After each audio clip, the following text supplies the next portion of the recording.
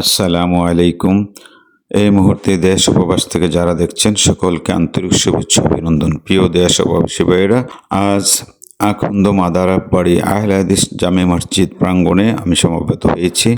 প্রিয় দেশ ও মুসলিম ভাইয়েরা, আজ আপনাদেরকে দেখাবো যে এই মসজিদে মুসল্লিগণ নামাজ পড়তে কি সমস্যায় ভুগছেন। আসলে মসজিদের বাইরে এবং বারিন্দায় এবং রাস্তা পর্যন্ত চলে আসছে। আমি যদি দেখাই একে একে, যে আপনারা দেখতে পাচ্ছেন এই মসজিদের বারিন্দার পৌরাইরু বাইরে এবং রাস্তায় গাছের নিচে মানুষ কষ্ট করে নামাজ পড়ছে। এ হচ্ছে নতুন মসজিদ নির্মাণাধীন কাজ শুরু হচ্ছে, আপনারা দেখছেন। আমি এই বিষয়ে পরবর্তীতে কথা বলছি। প্রিয় দেশ ও প্রবাসী ভাইয়েরা, মুসলিম ভাই বোনেরা, রাসূলুল্লাহ সাল্লাল্লাহু আলাইহি সাল্লাম বলেছেন, যে ব্যক্তি একমাত্র আল্লাহ তাআলার সন্তুষ্টির জন্য একটি মসজিদ নির্মাণ করেন, আল্লাহ তাআলা তাহার জন্য জান্নাতে একটি গৃহ নির্মাণ করবেন।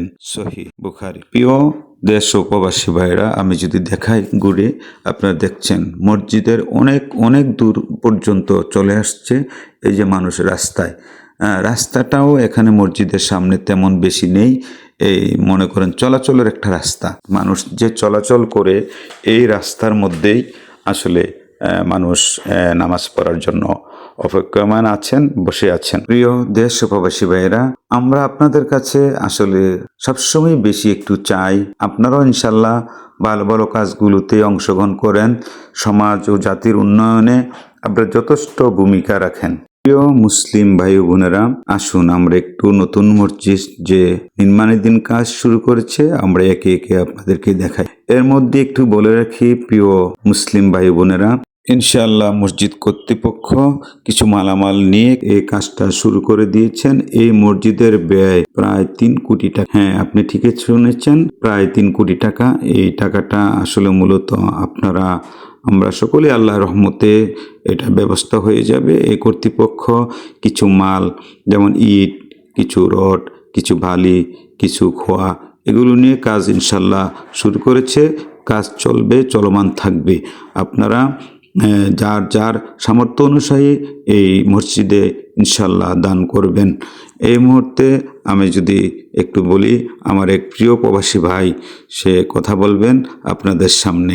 জি, شوف هذا مرزيد هذا ريد كسر على ريد ترتيب ريد تسلية ريد لازم ريد نفرات كلش بيمكن شوف علينا هذا مرزيد في خلاص علينا حفر علينا إن شاء الله في عطي فلوس نفرات كلش بيجي فوق علينا في مرجيد هذا في وقف كلش في زحاز بس ريد شوي شوي فلوس كلش نفرات بيعطي يجي إن شاء الله يجي زمان أنت شوف هذا مني كلش في خلاص حفر مني مال هو كلش خلاص حديد فيه شوي بعد حديد شوي يريد تابوك ما في تابيك شوي فيه سيمنت ما في لازم هذا مني ريد كلش سامان ريد بس كلش فيه شوي شوي يمكن الحمد لله كلش نفرت يمكن شوف لازم شوف مرسيد مشان انا اوكي السلام عليكم শুকরান, আলহামদুলিল্লাহ, জাযাকাল্লাহ খাইর। এই মুহূর্তে কোরআন হাদিস থেকে মসজিদ নির্মাণ সম্পর্কে কিছু হাদিস বলছেন খতিব সাহেব, আমরা শুনি। তিনি ভাই বোন, দর্শক শ্রোতা, দেশের প্রবাসে যারা আছেন দেখতেছেন, আমি চান্দপুর মধ্যপাড়া আলে জয় মসজিদে এই যে মসজিদের নতুন কাজ শুরু হয়েছে সেখানে দাঁড়িয়ে আছি। সম্মানিত দর্শক শ্রোতা, নির্মাণ 9 নম্বর সূরা তওবার 18 নম্বর আয়াত আল্লাহ সুবহানাহু ওয়া তাআলা বলেন, ইন্নামা ইয়ামুরু মাসাজিদাল্লাহি মান আমানা বিল্লাহি ওয়াল ইয়াউমিল আখির। আল্লাহ সুবহানাহু ওয়া তাআলা বলছেন, তারাই মসজিদ আবাদ করে, রক্ষণাবেক্ষণ করে এবং মসজিদ তৈরি করে যারা আল্লাহর প্রতি ঈমান আনে এবং আখিরাতের প্রতি বিশ্বাস করে। হাদিসে রাসূল সাল্লাল্লাহু আলাইহি সাল্লাম বলেছেন, মাম বানা বাইতুল্লাহ বানাল্লাহু বাইতান ফিল জান্নাহ। যে ব্যক্তি মসজিদ বানাইলো তার জন্য আল্লাহ পাক সুবহানাহু ওয়া তাআলা জান্নাতে একটি ঘর বানাবেন। তাই যাদেরকে আল্লাহ সম্পদ দিয়েছেন তারা এই কাজে এগিয়ে আসার জন্য উদাত্ত আহ্বান জানাচ্ছি। কারণ আপনি যদি চান যে আপনার মৃত্যুর পর আপনার জায়গাটা জান্নাত হোক, পরকালে আপনার জান্নাত হোক, আপনার আবাসস্থল জান্নাত হোক, থাকার জায়গা জান্নাত হোক, তাহলে মসজিদ বানাতেই হবে। আসুন হাদিসের আলোকে আমরা জীবন করি এবং মসজিদ বানানোর জন্য মসজিদে আমরা বানানোর চেষ্টা করি। এখন বক্তব্য রাখছেন জনাব আমির মাস্টার সাহেব, আমরা তার মূল্যবান কথাগুলো শুনি। আসসালামু আলাইকুম ওয়া রাহমাতুল্লাহি ওয়া বারাকাতুহু। সম্মানিত আজকের এই ভিডিও লগ্নে যারা এই ভিডিওটা আপনারা দেখবেন, আমি তাদের উদ্দেশ্য করে বলছি, আমাদের এই চান্দপুর মধ্যপাড়া আহলে হাদিস জামে মসজিদের নির্মাণাধীন কাজ চলছে ইনশাল্লাহ। এই নির্মাণাধীন কাজে অনেক টাকার ব্যয়বহুল। আলহামদুলিল্লাহ আমরা এই মসজিদটা দোতলা কমপ্লিট করার আশা করেছি ইনশাআল্লাহ। আল্লাহ রাব্বুল আলামিন আমাদেরকে জানে এই দোতলা কমপ্লিট করার মতন তৌফিক দান করেন। কারণ আমাদের এই মসজিদের অনেক মুসল্লি, মসজিদে শুক্রবার দিন আমাদের মসজিদে ক্যাপাসিটি হয় না, সেই জন্য দোতলা আমাদের করার প্রয়োজন। এই মসজিদটার নির্মাণাধীন অনেক টাকার ব্যয়বহুল। কারণ আপনারা দেখছেন সেখানে আজকে জুমার দিন যে অনেক মানুষ বাহিরে নামাজ পড়ে, রাস্তায় নামাজ পড়ে, এই একটা কষ্ট, বৃষ্টির দিনে অনেক কষ্ট। আমরা এই বৃষ্টির দিনে অনেক কষ্ট করে নামাজ পড়ছে মানুষে। এই মসজিদটা তৈরি করতে প্রায় 3 কোটি টাকার আমাদের প্রয়োজন। আশা করি ইনশাল্লাহ আপনারা যারা এই ভিডিওটা দেখছেন বা হাতে পড়বেন বা শেয়ার করবেন অথবা লাইক করবেন, আপনারা সবাই একটু হাত বাড়িয়ে দিবেন দিন এবং আখেরাতের জন্য। এই মসজিদ নির্মাণ করা মানে আল্লাহর ঘর একটা নির্মাণ করা। আপনি যদি এই নির্মাণাধীন চলাকালীন যদি আপনি দান করেন, এই প্রয়োজনের সময় যদি আপনি দান করেন, আপনার দান হবে সবচেয়ে উত্তম দান। প্রয়োজনের সময় যদি ব্যয় হয়, এই দান করে, এই দানে হচ্ছে সবচেয়ে উত্তম দান। তা আমি আশা করি আপনারা সকলেই এই মসজিদের দিকে একটু হাত বাড়াবেন ইনশাল্লাহ, যাতে আমরা মসজিদটা রমজানের আগে আমরা কমপ্লিট করতে পারি ইনশাল্লাহ। এই বলে আমি এখানে শেষ করলাম। আসসালামু আলাইকুম। এবং এই মুহূর্তে মসজিদ সম্পর্কে কিছু কথা বলবেন আহলে হাদিস মসজিদের খতিব জনাব আমিনুল ইসলাম। আসসালামু আলাইকুম রাহমাতুল্লাহ।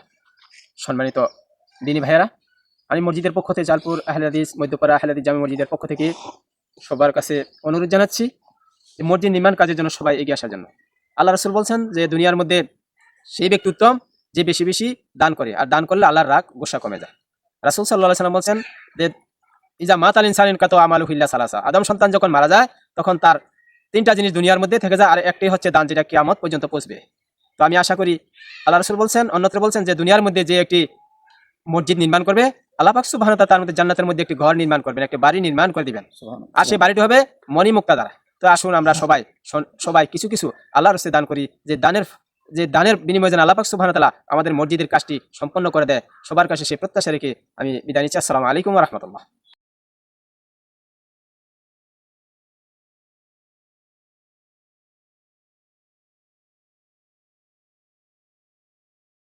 আলহামদুলিল্লাহ, ভিডিওটা প্রথম থেকে শেষ পর্যন্ত যারা দেখেছেন, আপনারা যার যার সামর্থ্য অনুযায়ী ইনশাল্লাহ দান করবেন। পাশাপাশি লাইক ও শেয়ার কমেন্ট করবেন, কারণ আপনার এই লাইক ও কমেন্টে যদি কোনো মুসলিম ভাই এই ভিডিওটা পেয়ে টাকা পয়সা, অর্থ সম্পদ এবং কেউ বুদ্ধি পরামর্শ সহযোগিতা করেন, এটার অংশ আপনিও পাবেন। শেষ করছি, দেখা হবে কোনো এক প্রতিবেদনে। সকলের সুস্বাস্থ্য কামনা করে আজকের মতো এখানে শেষ করছি। আসসালামু আলাইকুম।